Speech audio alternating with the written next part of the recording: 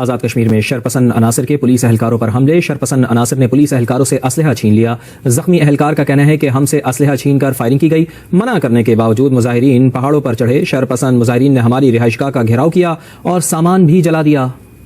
आजाद जम्मू और कश्मीर आज एक बार फिर सड़कों पर है। उन्होंने डिमांड्स रख दी हैं कि गैर मुल्की फौजें बाहर निकलें। अच्छा, ये समझ नहीं आ रही कि ये गैर मुल्की फौजें कौन सी हैं। पाकिस्तान की फौज है और तो कोई फौज नहीं है। वो पुलिस वालों को मार रहे हैं, पुलिस वाले उनको मार रहे हैं। आजाद कश्मीर में एहतजाज की आड़ में अवामी एक्शन कमेटी के शरपसंद ने पुलिस एहलकारों पर हमले कर दिए। एहलकारों से असलहा और दीगर सामान छीन लिया। यरगमाल बनाकर वर्दियां फाड़ दी। पुलिस के मुताबिक शरपसंदों ने पत्थर और डंडे मारे। जो चीजें हम जम्मू कश्मीर में बताया करते थे ना एक जमाने में, इंडियन साइड कश्मीर का, वो सारी चीजें हमारे यहाँ हो रही हैं। वो जो कहते हैं ना किसी को कुछ कहना नहीं चाहिए, पलट कर आता है। तो वो जो कुछ हम उन्हें बोलते थे कि जी इनका तो वहां पे तो जी इंटरनेट नहीं चलता, वहां तो मोबाइल सर्विस नहीं चलती, वहां पे तो ऐसा है, वहां तो लोगों को दबाया जा रहा है, वहां तो लोग नाराज हैं, वहां तो प्रोटेस्ट, जो हम चूरन यहाँ बेचते थे ना, वो तमाम का तमाम अब हमारे यहाँ हो रहा है। मलिक साहब देखें, इस्लामाबाद पुलिस ने Jammu Kashmir joint action committee के हक में मुजाहरा करने वालों को इतना मारा है तो और साथियों को भी साथ मारा है, तो ये क्या मैसेज गया कि वहां पे जो लोग हैं जो मुज़ाकरात कर रहे हैं वो एतबार कर लें इस हुकूमत पे? लोग यहाँ तक कह रहे हैं कि जी मिलियंस ऑफ पीपल जो हैं वो वहाँ की सड़कों पर निकले हुए इस वक्त कश्मीर की आजादी के नारे लगा रहे हैं। हम लाते हैं टॉक शोज और अनलिमिटेड एंटरटेनमेंट सिर्फ यूट्यूब पर। अगर आपने अभी तक हमारा चैनल सब्सक्राइब नहीं किया तो अभी सब्सक्राइब करें और बेल आइकॉन को क्लिक करके हमारी लेटेस्ट वीडियोस के बारे में अपडेट जानें।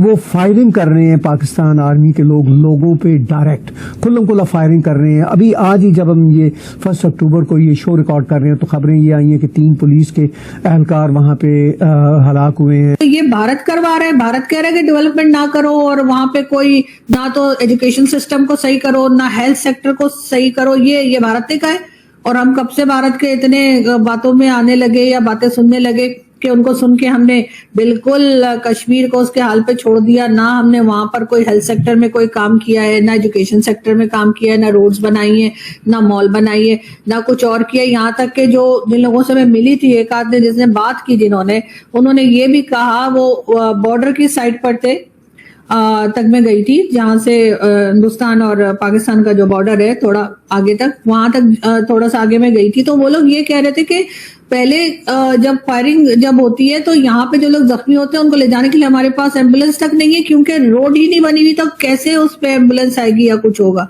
तो वो वहां से किसी तरीके से उनको हॉस्पिटल पहुंचाने में उन्हें बहुत प्रॉब्लम होती थी, ये भी उन्होंने बताया। तो ये सब कुछ क्या भारत कर रहा है? भारत ने कहा है कि आप ये सारे काम ना करें, मतलब आप लोग कुछ भी हर जगह भारत को घसीट लेंगे। अगर आप वहां पे पैसा लगाएं, डेवलपमेंट करें, तो उन लोगों को क्या प्रॉब्लम हो सकता है? जाहिर है उनकी जिंदगी आसान हो जाएगी।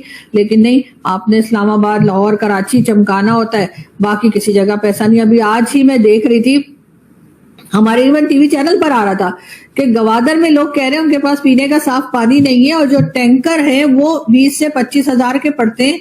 तो उन्होंने कहा हम गरीब लोग हैं, हम इतने टैंकर नहीं ले सकते।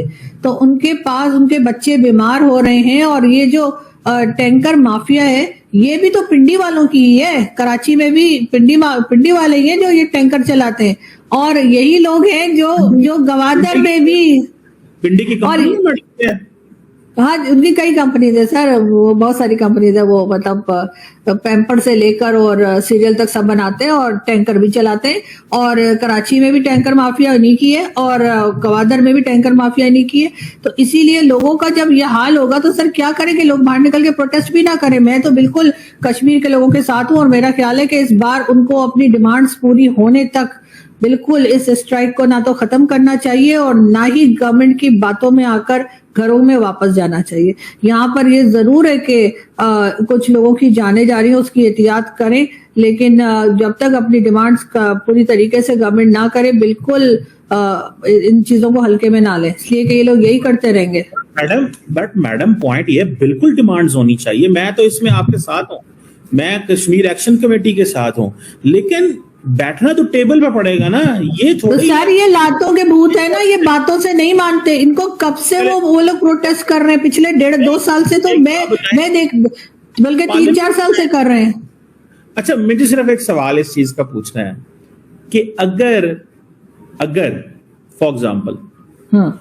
अगर एक ग्रुप है वो 50,000 बंदा लेके बाहर आ जाता है और कहता है मैं ऐसे प्रेशर टैक्टिक के तौर पे हुकूमत को मजबूर कर रहा हूं, मेरी ये बातें मानो, ये ऐसे ही टीएलपी है ना, जैसे वो कहता था मेरा जिसके आप खिलाफ होती थी, लेकिन अगर टीएलपी आए तो आप उसके खिलाफ हैं, ये आए तो आप इसके हक में बात नहीं तो टीएलपी सुन ले, at the end of the day बैठना तो टेबल पे ही पड़ेगा ना, बात तो टेबल पे ही होगी। तो प्रोटेस्ट इतना को करें कि एटलीस्ट बंदे तो ना मरे, हालात तो ना खराब हो। अब ये जो कुछ हो रहा है, लड़ाइयां झगड़े, मैडम ये तो सारी बेइज्जती हो रही है पाकिस्तान की इंटरनेशनली। अभी सर हमारी वैसे कोई इज्जत नहीं है सर, हमारी 4 आने की इज्जत नहीं है दुनिया में, आपको वैसे ही फील होता है। मैं ये बता रही हूँ कि इन लोगों से उन्होंने बहुत बार बात करने की कोशिश की इंडिया है। ने देखे क्या किया है, लद्दाख में इंडिया ने क्या किया है, ताकत का इस्तेमाल किया है, सख्त ताकत का इस्तेमाल इंडिया ने लद्दाख के अंदर किया है, बंदों को पकड़ के जेलों में डाला, डंडे मारे हैं उन्होंने और उन्होंने सबको फिट कर दिया। सर छोड़ दें इंडिया को, आप इधर आ जाए, वापस कश्मीर में आ जाए, शाबाश कश्मीर सर, आ जाए। नॉलेज दे रहा हूँ, नॉलेज दे रहा हूँ सर मुझे पता है लद्दाख का, मगर हम यहाँ लद्दाख डिस्कस नहीं कर रहे सर, वो फिर कभी। सुने, मैं सिर्फ एक आखिरी पॉइंट, फिर आप जो मर्जी जवाब दें, मैं सिर्फ इतना कह रहा हूं कि जिस तरह इंडिया ने लद्दाख के अंदर प्रोटेस्टर्स को डंडे मार के जेलों में डाला है, क्या हुकूमत पाकिस्तान को भी वही मॉडल लेना चाहिए या टेबल पे बैठना चाहिए? देखिए सर, ये पिछले कई साल से 4-5 साल से तो मैं देख रही हूँ, ठीक है, कि कश्मीर के लोग जो है वो बाहर निकलते हैं, प्रोटेस्ट करते हैं, आराम से बताते हैं, इनकी समझ में नहीं आता, जब तक इनके कान के नीचे 2 नहीं लगते गवर्नमेंट के, तब तक इनको समझ में नहीं आता। अब भी ये क्या परेशान हो गए कि जी इंडियन मीडिया उठा रहा है, जी इंटरनेशनल मीडिया भी उठा रहा है कि ये क्या करें, तो ये परेशान है। हर बार ये झूठ बोलकर इन लोगों को वापस भेज देते हैं, हर बार टेबल पर आते हैं और टेबल पे बात करते हैं, और झूठ बोलने का, क्योंकि हमारे यहाँ एक परंपरा है झूठ बोलने की, हम बिला वजह भी झूठ बोलते हैं, तो उसमें उनको झूठ बोल के उनको घरों में वापस भेज दिया जाता है, उनकी स्ट्राइक खत्म करवा दी जाती है, उसके बाद कोई काम नहीं होता। इस बार मैंने तो वीडियो बनाई है, मैंने कश्मीर के लोगों से कहा है जब तक आपकी डिमांड्स पूरी ना हो जाए छोड़िएगा नहीं इन लोगों को, इसलिए कि ये लोग हर बार उन्हें बेवकूफ बनाते हैं, हर बार उनको वापस भेज देते हैं, कोई वहां पे डेवलपमेंट का काम नहीं हो रहा, कोई उनकी डिमांड्स पूरी नहीं की जा रही, और ये जो 12 सीट्स चारों सूबों में रखी गई है वो खत्म होनी चाहिए, वो लोग बिल्कुल ठीक डिमांड कर रहे हैं। ये क्या बात हुई कि वहां पे से जो 12 सीट्स आपने रखी है उनको फिर आप इस्तेमाल करते हैं उन लोगों को दबाने के लिए, कश्मीर के लोगों को, और फिर कहते हैं कि जी कश्मीर में तो हमारा क्या एक शहरग है हमारी कश्मीर, तो सर ऐसे शहरग नहीं होती, और इससे पहले भी यही कुछ होता रहा है, और मेरा ख्याल है अब ये बातों से नहीं मानेंगे, डायलॉग नहीं हो सकते। अगर डायलॉग हुए तो फिर हर चीज जब तक पूरी तरह से उनकी मान नहीं ली जाएगी वही होगा, वरना सर क्या डायलॉग करने में क्या है, डायलॉग करेंगे निकल जाएंगे, फिर आगे कुछ नहीं करेंगे। इनको टाइम नहीं है ना सर, अमेरिका में जाके सामान बेचना है, कभी गल्फ में जाके कुछ बेचना है, किसी को ऑयल दे रहे हैं तो किसी को रियल अर्थ मिनरल पकड़ा रहे हैं, क्या क्या सर बिजनेस कर रहे हैं, अपना काम तो सर भूल ही गए। बस देखा ना ट्रम्प के आगे कैसे वो जैसे कहते हैं ना जुम्मा बाजार के दुकानदारों की तरह इकोनॉमिकली स्ट्रेटेजिकली रेलेवेंट होता है, तो हमारे लोग कहते हैं कारोबार क्यों करते हो, कारोबार ना हो तो कहते हैं कारोबार नहीं है। अगर अब कोई मिनरल रेयर अर्थ मटेरियल्स की बात हो रही है दुनिया में तो कह रहे हैं अच्छा अब तुम अपना सामान बेच दो। अरे तो जिनका काम है वो करे ना। कौन सी कंट्री सर, कौन से मुल्क का, कौन सी कंट्री का आर्मी चीफ या फील्ड मार्शल जाके इस तरह की सौदेबाजी करता है, मुझे बताइए। कोई एक कंट्री बता दीजिए कि जी उनके आर्मी चीफ भी वहां पर जो है ना चने बेच रहे थे, या उनके आर्मी चीफ वहां पे कोई मिनरल्स बेच रहे थे, या कुछ कर रहे थे, पकौड़े बेच रहे थे। सर कोई नहीं करता, ये सारे का सारा क्रेडिट सिर्फ हमारे लोगों के पास है, और फिर उसके बाद कहते हैं हमें कुछ कहो नहीं, हमें कहोगे तो जी तुम तो मुल्क के खिलाफ बोल रहे हो। एक बात बताएं मुझे, just tell me one thing, आपको पता है कि ये जो कंपनीज अमेरिका से रेयर अर्थ मेटल्स में इन्वेस्टमेंट करने आ रही थी वो ऑलरेडी डील करके जा चुकी हैं, दैट इज वन थिंग।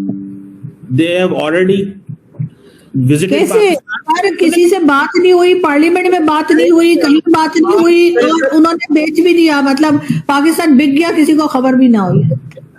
आप जुमला चेक करें, पाकिस्तान बिक गया।